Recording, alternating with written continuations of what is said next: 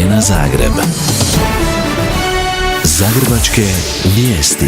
Ja sam Ana Smrečki, lijepi vam pozdrav.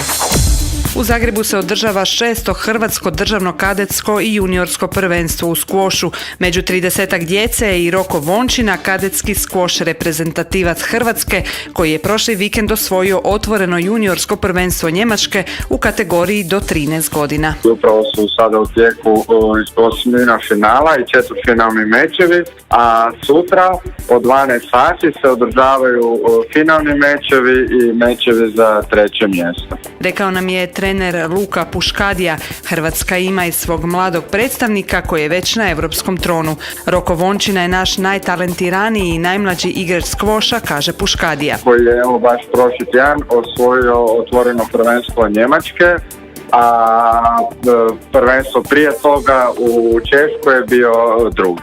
Znači jako perspektivan i mladi igrač. Dojmove s ovog prvenstva nam je prenio i sam Roko. Pa dojmovi su jako dobri. Na ovom natjecanju mi je super i na onom mi je bilo super isto. Svi smo zadovoljni i stvarno svi smo sretni i to. Roko ima preporuku za sve one koji bi krenuli njegovim putem. Pa ja bi barem svima preporučio da probaju igrati, zato što je zabavan, brz, nauči se kretanje, taktike i sve.